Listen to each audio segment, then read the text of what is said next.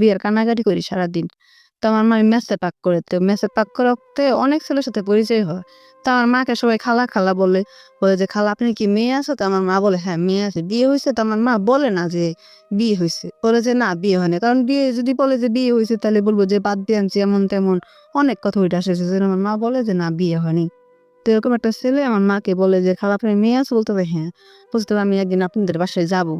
ওই ছেলেটার নাম ছিল মামুন। তো ছেলে বলতেছে, "আমি আপনাদের বাসায় যাবো।" তো আমার মা বলছে, "ঠিক আছে চলো তাহলে নিয়ে যাবো।" তো ছেলেটাকে নিয়ে একদিন আমাদের বাসায় আসে।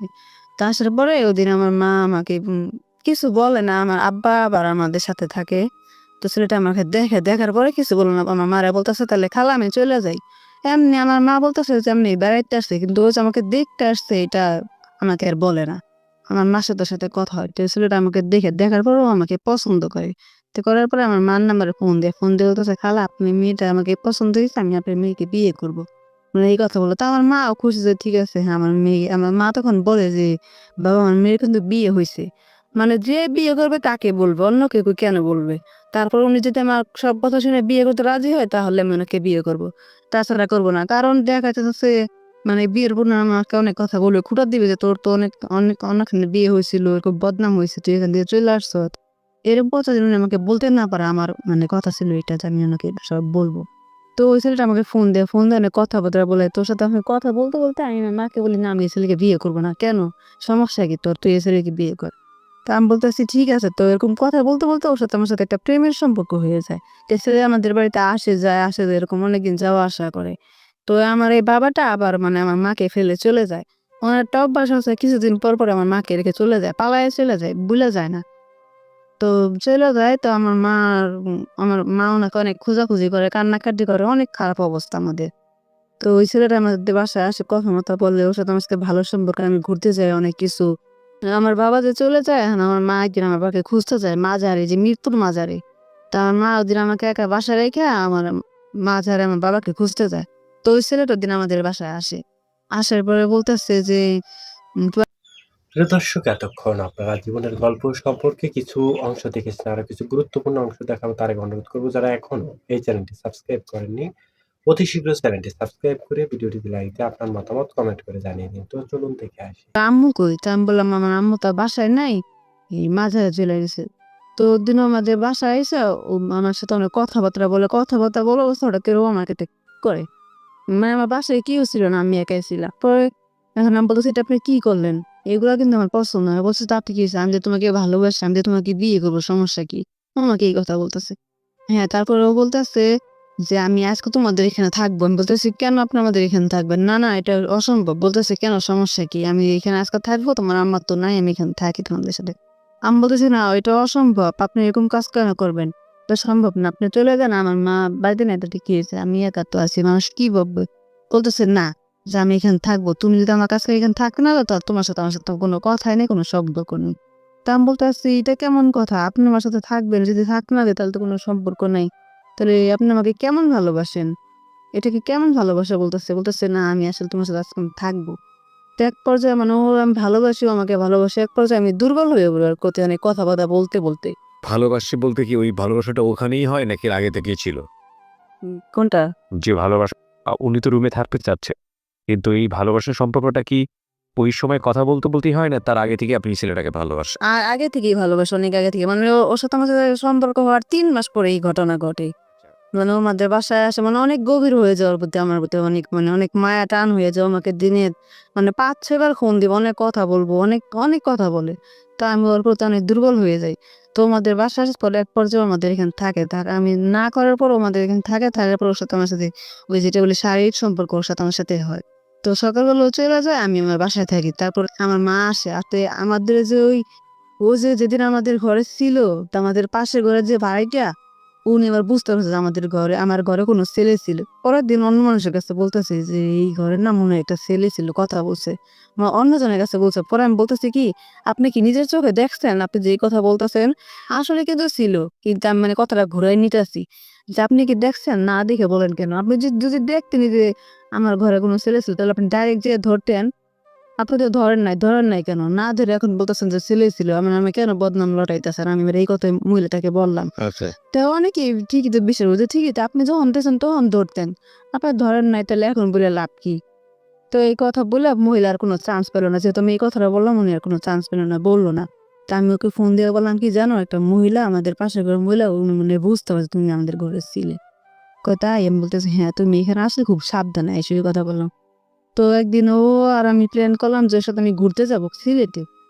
তো ওই টাইমে আমার মা আর আমার আব্বা বাড়িতে গেছে গ্রামের বাড়িতে বেড়াইতে গেছে। তো ওর সাথে আমি সিলেট যাই ঘুরতে। ওইখানে ওর একটা আত্মীয় থাকে, ওর একটা ভাই ভাবি থাকে। তো ওর সাথে আমি সিলেট যাই। যাওয়ার পরে ওর ওই মানে ভাইয়ের বাসায় উঠি। ওঠার পর ওইখানে ২-৩ দিন থাকি। থাকার পর অনেক ঘোরাঘুরি করি, অনেক মজা করি। ওইখানে যে ২-৩ দিন থাকি ওই টাইমটাও আমার সাথে থাকে। মানে ওইখানে আমরা স্বামী-স্ত্রীর মতো থাকি। আমরা আরেকটা ছোট্ট বিরতি নেব, তারপর উনি কি অপরাধ করেছেন সেই অপরাধের দিকে আমরা এগোবো। মাত্র কয়েক মিনিটের বিরতি, ফিরছি ঠিক রাত ১২টায়। আর আজকের এই গেস্টকে দেখার জন্য আপনারা চলে আসুন আমাদের ইউটিউব চ্যানেলটিতে। আমাদের ইউটিউবের ঠিকানা হচ্ছে youtube.com/dfm904। আমি আবারও বলছি youtube.com/dfm904, ঢাকা এফএম 90.4 নামে। অবশ্যই সাবস্ক্রাইব বাটনে ক্লিক করে আমাদের চ্যানেলের সাবস্ক্রাইবার হয়ে যাবে। ফিরে আসছি রাত ১২টায়। Stickers. Something beyond entertainment.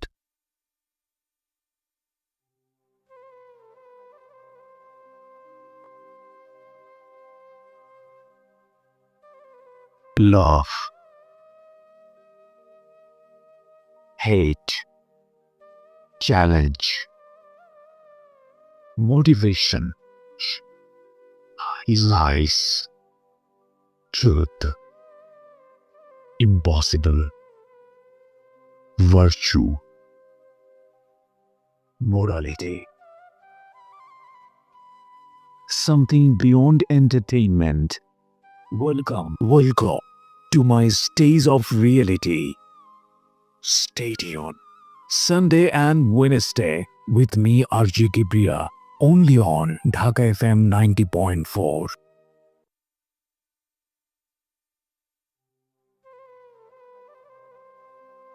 Secrets. Something beyond entertainment. সময় রাত ১২টা। প্রিয় শ্রোতা, শুনছেন সিক্রেটস। মিতুর জীবনের অপ্রিয় সত্য এখানে রিভিল হচ্ছে। আমরা কথা না বাড়িয়ে মিতুর কাছে আবারও ফিরতে চাই। এই অনুষ্ঠানে যদি আপনি আসতে চান আপনার জীবনের গোপন সত্যটা নিয়ে, আপনি চলে আসুন। আমরা যথাসম্ভব সম্মানের সহিত আপনাকে এখানে উপস্থাপন করার চেষ্টা করব।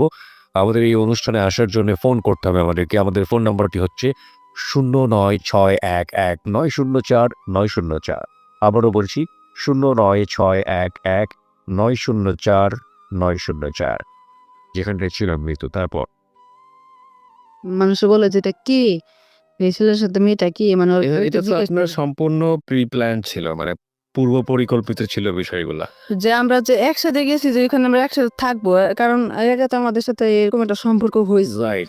এখন তো না হওয়ার মতো আর কিছুই নেই। যেহেতু হয়ে গেছে প্রথমবার, এখন তো লজ্জার কিছুই নেই। সো এটা আপনি মনে করতেন? হ্যাঁ, এটা ও ও মানে আমাকে অনেক ভালোবাসতো, আমিও ভালোবাসতাম। তখন যেতাম, এখন তো যা হওয়ার হয়ে গেছে, আমি তো লজ্জা পাওয়ার কিছুই নেই। এটা ভাবতাম। তো লজ্জা পাওয়ার কিছু নাই। আর আপনারা এই জিনিসটা তো আলটিমেটলি একটা বৈবাহিক সম্পর্কের জিনিস এবং এটা বিয়ে করেই করা উচিত। এরকম একটা ব্যাপার তো আপনার মাথাতে ছিল বিয়ে করে এবং ছেলেটাও তো বিয়ে করতে চাচ্ছিল। তাহলে বিয়ের আগে কেন এই ধরনের সম্পর্কে আপনি গেলেন? আমার প্রশ্নটা হচ্ছে এটা। আসলে আমি যতটুকু জানি যে একটা মেয়ে একটা ছেলেকে যদি ভালোবাসার পরে যে ওনার একটা এমন একটা পর্যায়ে চলে যায়, তখন মানে কোনো কিছু মাথায় থাকে না। এক্স্যাক্টলি। হ্যাঁ, তো আমি কিছু মাথায় থাকে, এরকম একটা মিস্টেক হয়ে যায়। তারপর তো ওর সাথে আমার সাথে এরকম কিছুই হয়। তারপরে ওর সাথে আমি যখন সিলেট চলে যাই, ওখানে যে আমি থাকি, তখন অনেকে বলে পরিচয় থাকেন। হ্যাঁ, অনেকে বলে যেটা কি, তখন ওর ভাবি বলে যেটা আমার ভাইয়ের বউ, আমার ভাইয়ের বউকে নিয়ে এখানে বাড়িতে আসছে। তো ও আর আমি এক রুমে থাকি। কিন্তু ওর ভাই জানে যে আসলে আমি ওর বউ না। তারপরে ওর আমি একসাথে থাকি, ২-৩ দিন থাকি। থাকার পর এখন মানে সবাই জানে যে আমি ওর বউ। এখন অনেকেই পছন্দ করছে, বলছে হ্যাঁ ঠিক আছে, সমস্যা নেই, তুমি মেয়েটাকে ভালোই আছে, সমস্যা নেই, বিয়ে করছে ভালো হয়েছে, সবাই এই কথা বলে। তো এখানে ২-৩ দিন বেড়ানোর পরে আমরা আবার ঢাকা চলে আসবো। তো ওর সাথে ওর ২ টা ভাগ্না আসতেছে, মানে ঢাকায় এসে কাজ করবে, ভাগ্না আসতেছে। তো আমিও আর ওর 2টা ভাইগনা 3 জন ঢাকায় আসি। ওর ভাবিদের এখান থেকে চলে আসি। আসার পরে মানে ওই যে সিলেট থেকে আমরা রাত্রেবেলা রওনা দেই। সন্ধ্যা 7টার দিকে রওনা দেই। তো আস্তে, আস্তে অনেক জ্যাম থাকে রাস্তায়। আস্তে, আস্তে আমাদের এই যাত্রাবাড়ি আস্তে, আস্তে 11টা বাজে, রাত্রের 11টা। তখন রাত্রে বাজে 11টা। এখন এত রাত্রে আমরা যামু কোথায়? মানে এই মেসের যে গেটটা, ওই গেটটা আবার 10টা 11টা বাজে বন্ধ করে দেয়। তো আমার তো বাসায় তো আসার কোনো রাস্তা নাই, রাস্তা বন্ধ। আর আমি এত রাতে যে বাসায় এসে সবাই জিজ্ঞেস করে, "তুমি গেছিলা কই?" তো আমি একটা মানে সমস্যায় পড়ে গেলাম। ওইখানে একটা রিক্শাওয়ালা ছিল। এখন আমরা বলতেছি, "ভাইয়া অমুক জায়গায় যাবেন?" বলতেছে, "হ্যাঁ, যাবো।" বলতেছে, "আপনারা কোথায় যাবেন?" অনেকক্ষণ ধরে দেখতেছি আপনারা কথাবার্তা বলতেছেন। রিক্শাওয়ালাটা বলতেছে, "অনেকক্ষণ ধরে দেখতেছি আপনারা দুজন তর্কাতর্কি করতেছেন।" তো বলতেছে, "ভাইয়া আমরা এখান থেকে আসছি, এখন রাত হয়ে গেছে, আমাদের তো বাসায় যাওয়া সম্ভব না, গেট লাগানো, মেন গেট। এখন আমরা কোথায় যাব?" তো ওনাকে ভাড়ার কথা বলতেছে, 100 টাকা লাগবে। তো ভাড়া নিয়ে মানে ভাড়াটা মিটতেছে না। তো বলতেছে, "ঠিক আছে, আপনাদের যখন এতই সমস্যা তাহলে আপনারা আমার বাসায় চলেন।" ওই রিক্শাওয়ালাটা বলতেছে। তারপর ওই রিক্শাওয়ালাটা আমাদের নিয়ে ওনাদের বাসায় যায়। বাসায় মানে রাতটা থাকার জন্য দেয়। কারণ এত রাত্রে আমরা কোথায় থাকবো? তো সমস্যা না, আমি একটা মেয়ে। তো ওই রিক্শাওয়ালাদের বাসায় নিয়ে যাওয়ার পরে আমি আর ওই মামুন ওই বাসায় যাই। আর রিক্শাওয়ালাটা রিক্সা নিয়ে আবার চলে আসছে। তো ঘরে উনার বউ ছিল। এখন আমি বইসা আছি। এখন একজনের বাসায় গেছি, আমি তো আর শুইতে পারতেছি না। মানে শীতের দিন, রাত্রে তখন প্রায় 1টা বাজে। শীতের দিন। এখন উনি যদি আমাকে না বলে যে, "আপনি এখানে শোন", আমি তো একজনের বাসায় হুট করে যেয়ে শুইতে পারি না। এখন ও বইসা আছে, আমিও বইসা আছি। এখন আমার মানে খুব ঘুম পাইতেছে। এখন আমি কি করবো? তো এখন আমি বইসা কাঁদতেছি। পরে মহিলাটা বলছে, "ঠিক আছে, তাহলে আপনি এখান থেকে শোন।" তারপর আমি এখানে শুইলাম। শোয়ার পরে আজানের সময় না স্বামী আসলো। আসার পর বলতেছে, "তাহলে আপনারা থাকেন, কিছু রান্না-বান্না করে খাওয়া-দাওয়া কইরা পরে আপনারা যাইন সকালবেলা, আজানের পরে, পরে।" পরে আমি বলতেছি, "ভাইয়া না, আপনি আমাদের যে উপকার করছেন এটাই চলবে, আমাদের খাওয়ান লাগবে না। আজকাল তো আপনজনের জন্য এতটুকু করেন। আপনি আমার ভাইয়ের মতো, আপনি রাতটা আমাদের জাগা দিয়ে অনেক উপকার করছেন।" মানে ওই রাতে ওখানে আমরা ছিলাম, মানে রাতটা শুধু কাটানোর জন্য না, সকালে আমরা জানি বাসায় আসতে পারি। এমনি আমাদের ভিতরে কোনো সম্পর্ক হয়নি। মানে আমরা সেফ পথে থাকার জন্য ওই রাতটা ওনাদের বাসায় ছিলাম। তো থাকার পরে এখন আমি আমাদের বাসায় চলে আসি, ও ওদের বাসায় চলে যায়, গাজীপুরে চলে যায়। তো এখন দেখি আমার ভিতরে কেমন একটা অনুভব লাগতেছে যে আমার কিচ্ছু খাইতে মন চাইতেছে না। আর আমার যেটা মেয়েদের যেটা প্রতি মাসে ওইটা আমার ওইটা হইতেছে না। তো আমি চিন্তা করছি আমার এই মাসে এখন হচ্ছে না, প্রতি মাসে হয়। মানে 1 মাস চলে গেছে, 1 মাস যায় 2-3 ওভার হয়ে গেছে। কিছু খাইতে মন চায় না, শুধু টক জাতীয় জিনিসটা খাইতে মন চাইতেছে। তো আমি চাইতেছি আমার এরকম কেন হইতেছে? আমি মানে আবার একটা কথা বলি, যখন ওর সাথে ছিলাম তখন আমি মানে একটা পদ্ধতি নিছিলাম, যেটা ট্যাবলেট বলে, ওইটা আমি খাইছিলাম। কিন্তু ওই ট্যাবলেটটা আমার কাজ করে নাই, আমি বুঝতে পারিনি। তো আমি কি করলাম, ওই যেটা মানে ডাক্তারের দোকানে যেটা কাঠি দিয়ে যে প্রস্রাব টেস্ট করে না, ওটা যেটা টেস্টটা করে ওইটা। তো আমি চিন্তা করলাম, আমার মাথায় একটা আইডিয়া আসলো যে আসলে আমার কি এবার এরকম কিছু হইলো নাকি, দেখি তো কেন এটা হইতেছে না। তো এটা আমি এবার বুঝতাম না কেমনে কি করে। তো করে আমি এটাকে দেখাইলাম। উনি বলতেছে, "হ্যাঁ, এটা তো মানে প্রেগনেন্ট হওয়ার লক্ষণ দেখা যাইতেছে।" তো ওইখানে আমি অনেক ভয় পেয়ে গেছি। কিরে, আমি তো এরকম তো হওয়ার কথা না। কারণ আমি তো ওর সাথে মানে যখন ছিলাম তখন তো আমি একটা পদ্ধতি দিয়েছিলাম বা একটা ট্যাবলেট খেয়েছিলাম। আমার তো এরকম কিছু হওয়ার কোনো সম্ভাবনা নাই। তো অনেক ভয় পাইতেছি, কারণ মানে ওর সাথে আমি প্রেম করে এরকম একটা সিচুয়েশন এ আছি। এখন যদি সবাই জানতে পারে যে আমি এরকম, ওর সাথে এরকম একটা সম্পর্কে আমার বাচ্চা বের হইতে, এটা খারাপ না? তখন আমি চিন্তা করছি আমি কি করবো? ওর আমি ফোন দিলাম। ফোন দিয়ে বললাম কি যে, "দেখো, আমার তো এরকম অবস্থা। আমি তো অনেক ভয়ে আছি, এখন আমি কি করবো?" এখন ও বলতেছে, ও মনে হয় একটা হাসি ভাব। কেমন করে, "হ্যাঁ, এরকম হওয়ার তো কোনো কথাই না। আমিও জানি না এরকম কেন হইলো। এখন আমি কি করবো কও? তুমি কি আমাকে বিয়ে করবা?" কইতেছে, "না, বিয়ে করা অসম্ভব। আমি তো এখন তোমাকে বিয়ে করব না।" আমি বলতেছি, "দেখো, আমার জীবনের ফার্স্ট টাইম কোনো একটা বাচ্চা আমার পেটে আসছে। আমার তো একবার বিয়ে হইছিল। তো তখন কোনো বাচ্চা হয় নাই।" তখন আমি ওকে বললাম যে, "তুমি তাহলে আমাকে বিয়ে করো। আমি বাচ্চাটা ফালাইতে চাই না। কারণ আমার ১ম একটা বাচ্চা। ১ম বেবি পেটে হইছে। আমি এটাকে ফালাইতে চাই না, আমি এটাকে রাখতে চাই।" ও বলতেছে, "না, এটা অসম্ভব। এটা আমি করব না। তুমি এটা ফালাইয়া দাও।" তো আমি চিন্তা করলাম যে আমি এখন কোন দিকে যাবো? এদিকে আমি ফালাইতে চাইতেছি না, আবার ও আমার নিতে চাইতেছে না। তো আমি চিন্তা করলাম তাহলে আমি এটা ফালাই দেই। যদি তোমাকে নিও না, আমি এটা ফালাই দেই। তো আমি ডাক্তার দোকানে যাই, একটা ডাক্তার ছিলি। আমার সাথে খুব ভালো সম্পর্ক। তো আমি তো অনেক ভয় পাইছি। পরে আমি এই আঙ্কেলটাকে যাইয়া কান্না করতেছি। বলতেছি, "তুমি কান্দতেছো না? আঙ্কেল, আপনি তো আমার বাপের মতো। আমি আপনাকে কথাগুলো কিভাবে বলি?" বলতেছে, "বলো, কোনো সমস্যা নেই।" তো আমি ওনাকে সব বললাম। বলার পরে বলতেছে, "ঠিক আছে, তুমি তাহলে এটা ফালাইয়া দাও।" তো আমি ওনার দোকান থেকে একটা ওষুধ নিয়ে মানে এই কাজটা করলাম। ওই বাচ্চাটা আমি ফালাই দিলাম। বেশি না, 1 মাস ছিল। তো এই বাচ্চাটা আমি ফালাই দিই। ফালাই দেওয়ার পর দেখতেছি আস্তে, আস্তে ওর সাথে আমার সাথে কেমন একটা দূরত্ব হয়ে যাইতেছে। এই মামুনের সাথে। ও আমার সাথে ঠিকমতো কথা বলে না, ফোন দেয় না, আমার সাথে দেখা করে না। আস্তে, আস্তে ও আমার থেকে মানে দূরে সরে যাইতেছে। আমার সাথে কথা বলতেছে না। তো এমন করতে তো এক পর্যায়ে সাথে আমার সাথে অনেক ঝগড়াঝাটি হয়। হ্যাঁ, তুমি আমার সাথে এমন করলা কেন? আমাকে নিয়ে ঘুরতে গেছো, আমার সাথে এরকম করছো। এখন তুমি আমাকে পাত্তা দিতেছো না। অনেক কিছু অনেক কান্নাকাটি করতেছি আমি। এখনো আমাকে পাত্তাই দিতেছে না। ও আলাদা হয়ে যেতেছে আমার সাথে থেকে। আমার সাথে থাকবে না। আমি কি করবো? এখন তো আমার অবস্থা খুব খারাপ। তো একদিন আমার সাথে তোর সাথে দেখা হয়। দেখা হওয়ার পরে আমি বলতেছি, "আমি তোমাদের বাড়িতে যাবো।"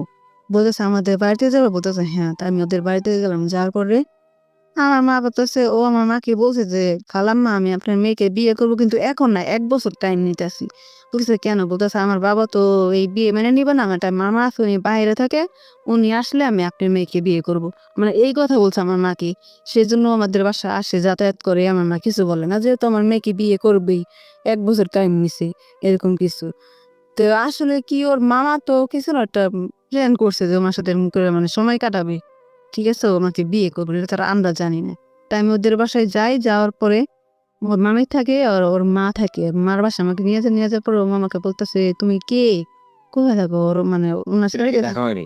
হ্যাঁ, না এর আগে ওর মার সাথে আমাদের দেখা হয়নি। মানে ও ওদের বাড়িতে আমাকে নিয়ে গেছেন। ওর মা বলতেছে মানে মামুনকে বলতেছে, "এই মেয়েটা কে?" বলতেছে, "আমি যাদের বাসায় মেস খাই তার মেয়ে।" বলছে যে বেড়াইতে নিয়ে আসছি। এখন মানে উনার মা বুঝতে পারছে যে আসলে উনার ছেলে আমাকে ভালোবাসে।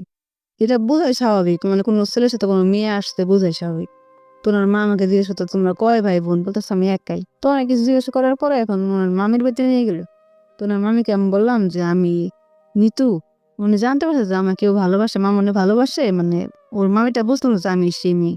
অনেক কথাবার্তা বলার পরে আমি বলতেছি, "আমি আবার আমাদের বাড়িতে চলে আসবো।" এখন ওর সাথে আমার সাথে অনেক ঝগড়াঝাটি হইছে। তো ঝগড়া হওয়ার পরে বলতেছি, "তুমি যখন আমাকে বিয়ে করবে না, তুমি আমার সাথে এত কিছু কেন করলা?" মানে অনেক কথা। তারপরে এক পর্যায়ে আমি আমার মোবাইলটা ভাইঙ্গা ফেলাই জিদ্দির যে, "তোমার সাথে আমার সাথে কোনো সম্পর্কই থাকবে না।" ওদের বাড়িতেই? হ্যাঁ, ওদের বাড়িতে মোবাইলটা মানে ভাইঙ্গা ফেলাই। তারপরে অনেক কিছু অনেক রাগারাগি। তারপরে ও আস্তে, আস্তে আমার সাথে কথা বলে না। আমাকে এড়াইয়া চলে হেন-তেন। আমাকে দেখতে আসে না, কথা বলে না, ফোন দিলে ফোন ধরে না। তেমন অনেক কান্নাকাটি করি। তো আমার মা চিন্তা করে, "কি হইছে?" আমি কই, "দেখো ওর সাথে আমার সাথে ঝগড়া হয়েছে মামুনের সাথে।" পরে আমার মা ওরে ফোন দিয়ে বলে, "তোমার কি সমস্যা?" বলতেছে, "আপনার মেয়ে আমার সাথে এমন করে।" মানে ও যাতে কিছু করছে এটা বলে না। ও আমার দোষটা আমার মাকে দেখায় যে, "আপনার মেয়ে আমার সাথে শুধু ঝগড়া করে হেন-তেন। আমি আপনার মেয়েকে বিয়ে করব না।" এগুলো বলতেছে। তো আমি চিন্তা করছি ও যেহেতু আমাকে বিয়েই করবে না তাহলে আমার সাথে এরকম কেন করলো? তো এরকম করে চলে আস্তে, আস্তে ওর সাথে আমার সাথে এই সম্পর্কটা শেষ হয়ে যায়। ওর সাথে আমার সাথে কোনো কথাই হয় না।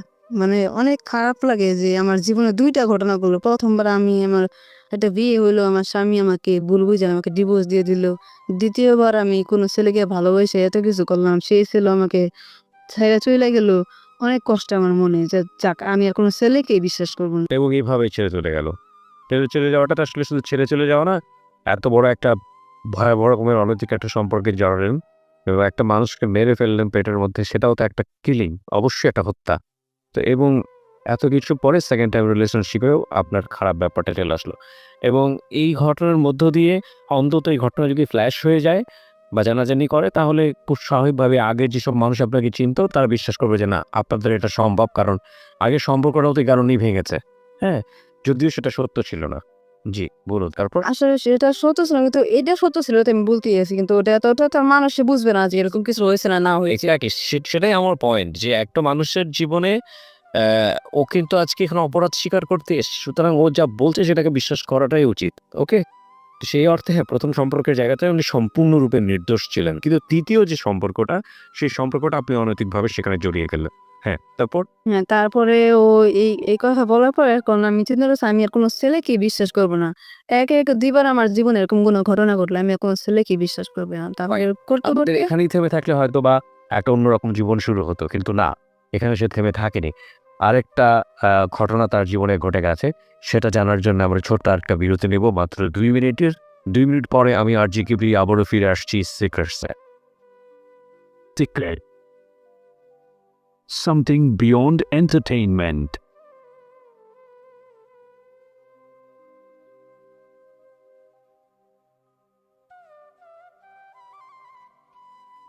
Love. Hate. Challenge. Motivation. Lies. Truth. Impossible.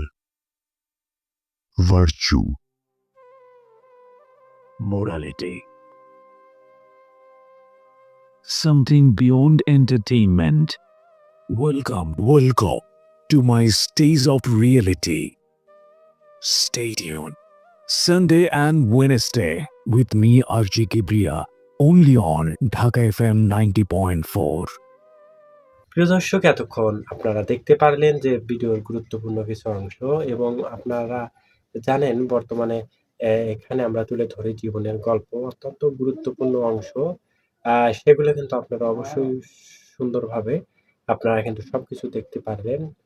ভিডিওটি দেখে আপনাদের কি মতামত অবশ্যই জানাবেন, এবং আপনারা জানেন যে বর্তমান সময়ে এখন আপনারা দেখতেই পাচ্ছেন যে আমরা তুলে ধরতে চলেছি এরকম বিশেষ কিছু অংশ, যেটি কিন্তু আমরা গুরুত্বপূর্ণভাবে আমরা তুলে ধরার চেষ্টা করি।